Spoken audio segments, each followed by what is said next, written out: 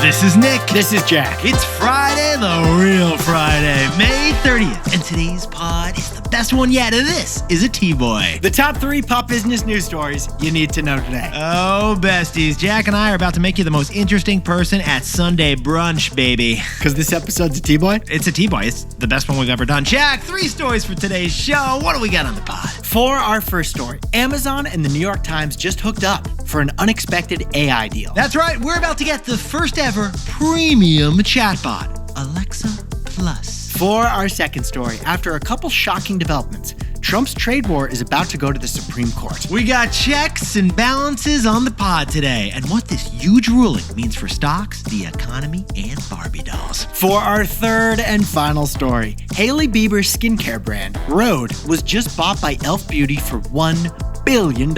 Because Hailey Bieber used the same strategy as Elvis Presley. A greatest hits album.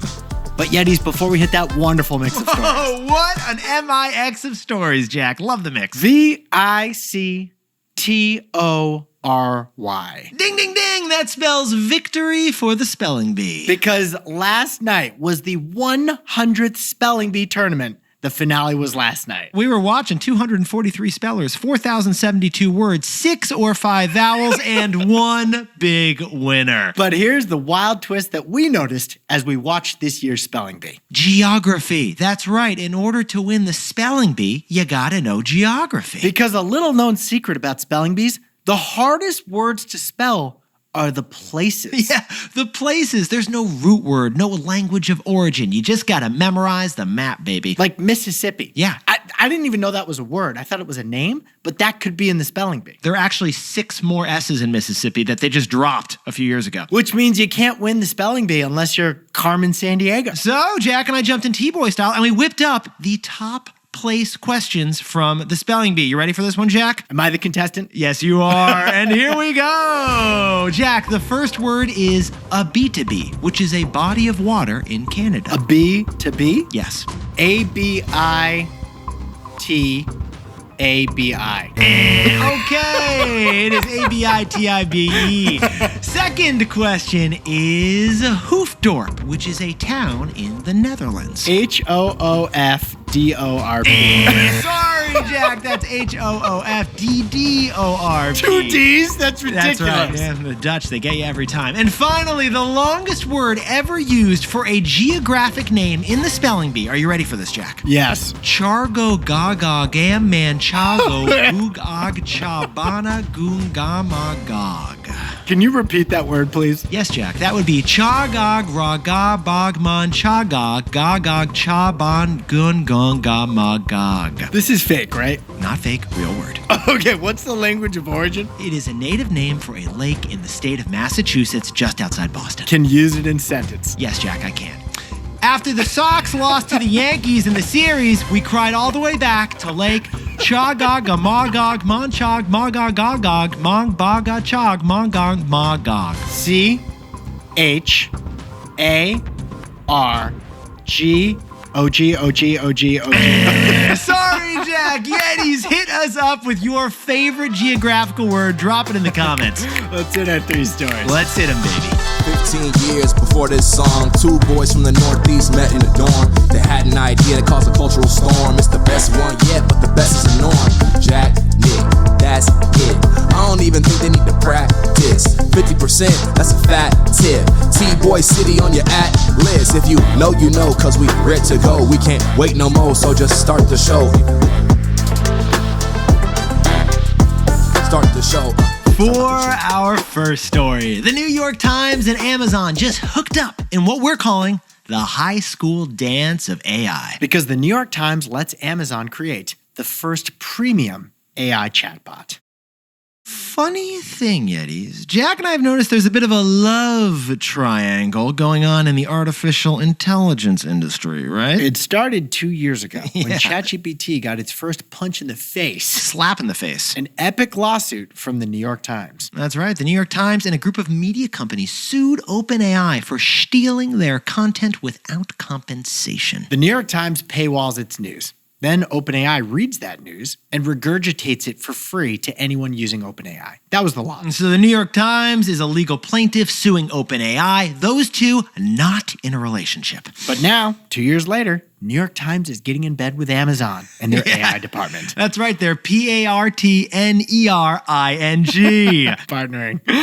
It's a multi-year licensing deal. Amazon is going to get access to all New York Times content. The New York Times stock is up 2% on the news because it's dipping into Bezos' deep pockets. Yep, the Times gets a big payday, and Amazon gets access to the sports, cooking, and original reporting of the New York Times. Jack, you remember the movie She's All That? Classic. Freddie Prinze Jr.? Legendary. The jock and the nerd go to prom together. Well, that's basically what just happened on Wall Street. Now, step back for a second. AI and media, those two industries are like boys and girls at a middle school dance.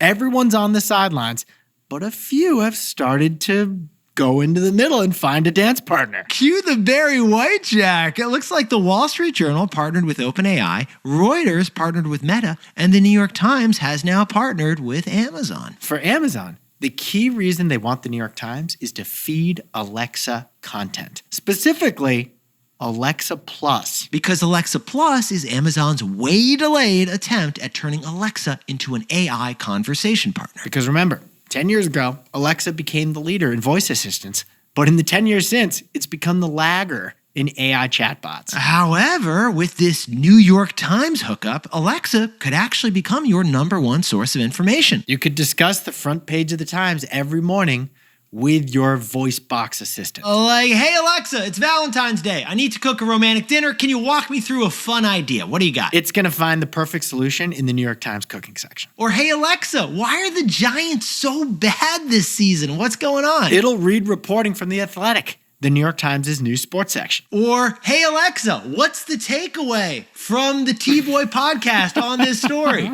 And Alexa Plus is going to know. Not because of this New York Times deal, but just because she listens to the pod. Yeah, she does. Now, Jack, I don't want to take your job. So, Jack, what's the takeaway for our buddies over at the New York Times and Amazon? Alexa Plus is positioning itself as the first premium AI chatbot. Yet is one problem no one talks about in AI. AI is basically a commodity product. ChatGPT, Claude, Meta's Llama, they're all pretty similar because they all read the same internet. Yeah, Grok has an edgy style and an edgy voice, but frankly, they're all delivering pretty much the same information to you. But by partnering with the Times, Amazon is making a different move. That's right. Amazon is signaling that Alexa Plus is more premium, a more sophisticated product. Because it's the only AI chatbot that is trained on the premium content of New York Times reporting. Yeah, basically, if the rest of AI are functional Volkswagens, then Amazon is building the Audi. Alexa Plus is the only one with a degree from the New York Times. So besties added up, and this is the biggest step we've seen yet to create a premium brand of AI. For our second story, in a shocking ruling, an unknown mysterious 135-year-old court just canceled the trade war. This is the wildest development yet, because the trade war is now going to the Supreme Court. Jack, are you a fan of Uno? Yes, you know I am. You know the reverse card? Yeah. It feels like every week we get a new reverse card in the trade war. Well, Nick, I think we just got a reverse, a skip, and a wild draw 4 card, and it was thrown on the table by a court you've never even heard of. Get this, Yetis. The Court of International Trade was set up by Congress back in 1890. Like doctors, judges specialize in one particular field. And the judges on this particular court that you never heard of specialize in trade and tariff law. And those judges ruled late Wednesday that Trump's country-specific tariffs are illegal. Because to single-handedly impose tariffs, President Trump has relied on emergency powers law. But the court said on Wednesday, the current situation doesn't qualify as an emergency. There's no emergency that, like, we got to stick a 10% tariff on Barbie dolls made in China. So without a valid economic emergency, the president cannot single-handedly tariff countries. Only Congress can do that. Basically, if President Trump wants baseline 10% tariffs, 145% tariffs on China, or 25% tariffs on Mexico, he must pass a law through Congress. We can tariff China, but we need Congress to do it. Now, we should point out the court said tariffs on specific products are okay. Like imported steel or imported cars, so those remain in place. But the court gave Trump 10 days to cancel all tariffs targeting entire countries. The penguins on the South Pole are going to be okay now. You're going to make it, guys. Now, stock markets loved that news. Oh, I mean, every time tariffs go away, Jack, stocks pop. We talked about that taco trade the other day. But even wilder, Nick. Yeah, Jack? Some experts say that the government may have to reimburse any company that has paid tariffs already in the trade war, since those tariffs have been deemed illegal. So I think what you're saying, Jack, is that the government may have to send Mattel a check for millions of dollars because of all those tariffed little Barbie dolls? Yeah, the Barbies were tariffed unlawfully, so they can get a refund. Congratulations, Barbie. Remember to split some of that with Ken. Now, Bessies, just to sprinkle on a little don't get angry at us context right now.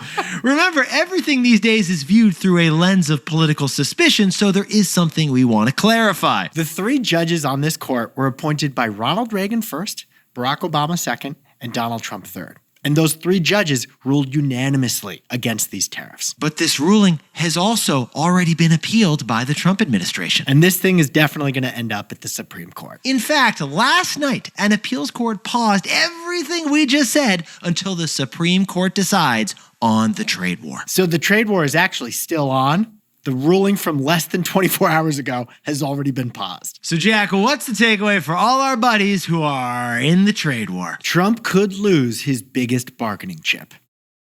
Yetis, the president has called tariffs the most beautiful word in the English language, and he uses them as a negotiating tool. He uses the threat of tariffs to force economically weaker countries into submission. But now, as President Trump is trying to get wins in trade deals, that threat, that leverage, that bargaining chip, it is gone. Trump's not going to give up this power easily. Prepare for an epic legal battle starting with the Supreme Court very soon. But the way we see it, all the deal negotiations Trump has with other countries are on pause. If you're little Vietnam and you're about to give Trump a big trade gift to prevent tariffs from happening, why would you do it now if he doesn't have the power to tariff? Add it all up, and the Supreme Court is about to decide whether to take away Trump's biggest bargaining chip. Hey Yetis, if you're a bestie, take a sec and hit that subscribe button. And like this video while you're at it. If you leave a comment, by the way, we'll read it. For our third and final story before the weekend, Hailey Bieber just pulled off one of the biggest and fastest exits in startup history, $1 billion in just 3 years. Because her beauty brand, Rhode, borrowed a strategy from Elvis Presley. That's right, that Elvis.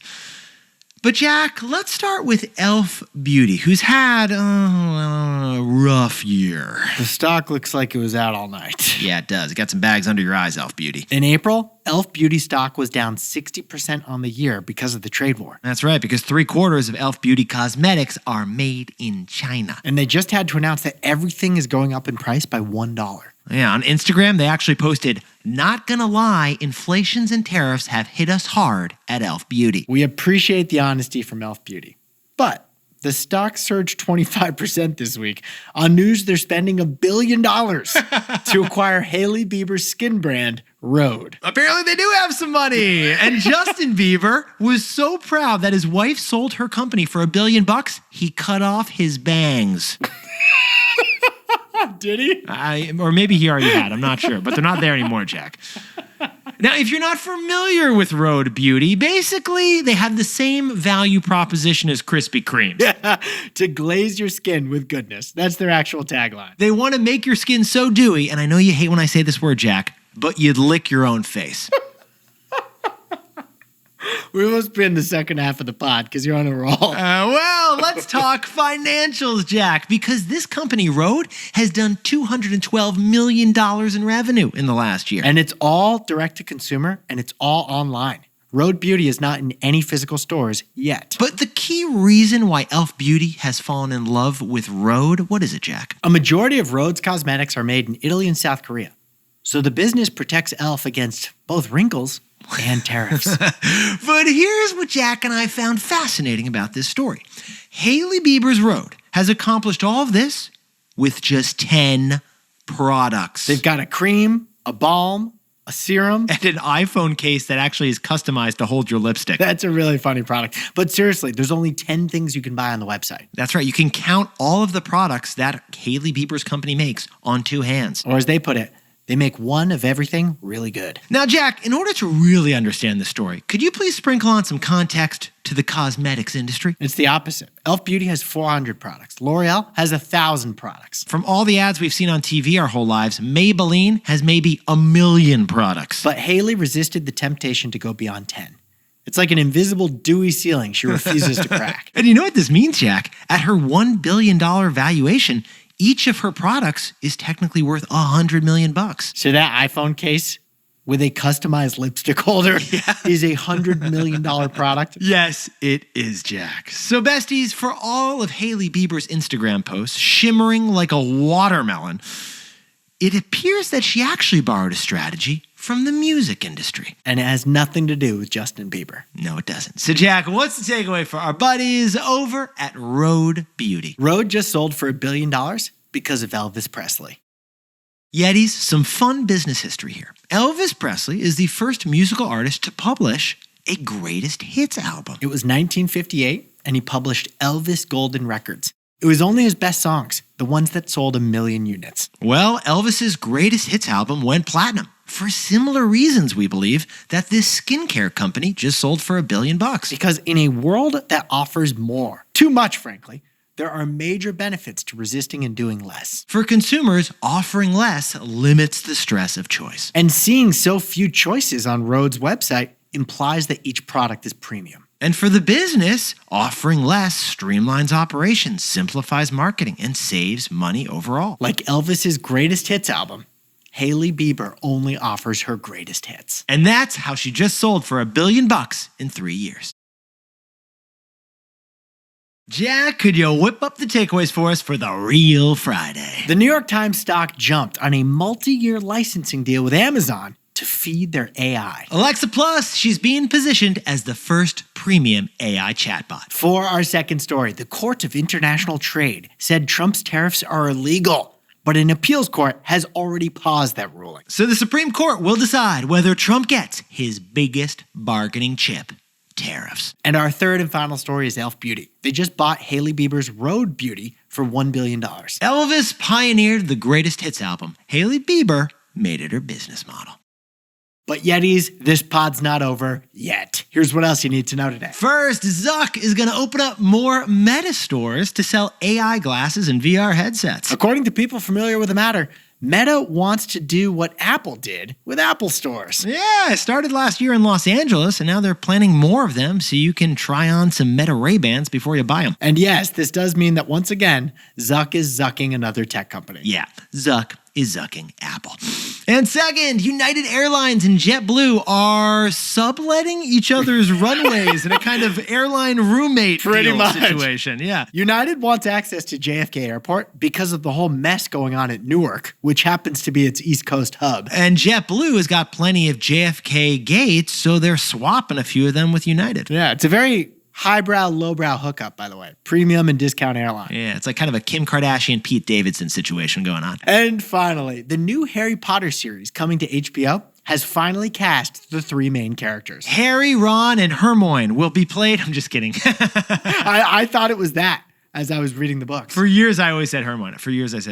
Will be played by 3 child actors who you've never heard of. But each of those 3 children are set for life. Yeah, because there are going to be 7 seasons of this Harry Potter series, so the kids are going to be employed for a decade. They're going to need a bigger bank account. We hope puberty treats all of them well.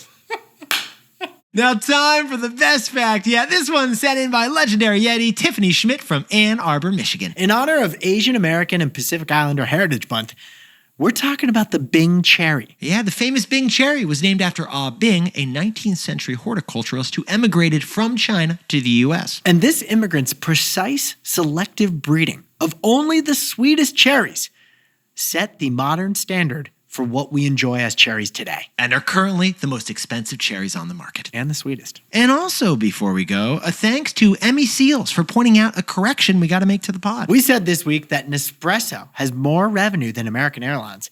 That was flat out wrong. Yeah, that's right. Nespresso's $7 billion in annual sales is a fraction of American Airlines' $54 billion in annual sales. Our mistake on the fact check. Yetis, you looked fantastic this week. Jack, you look fantastic too. You want to celebrate some wins? Absolutely. Okay, here's a win. I'm going to spell out that word that you missed at the end of the beginning of the pod. Yeah, go ahead. CHARGOGGAGOGGMANCHAUBBANEGUNGAMAUGG. You're sure this is real? Also, you need an oxygen bag right now. Yetis, you look fantastic. Enjoy our weekly show this weekend on Heinz Ketchup, the best idea yet. Remember to rate and review today's pod, and Jack and I will see you Monday.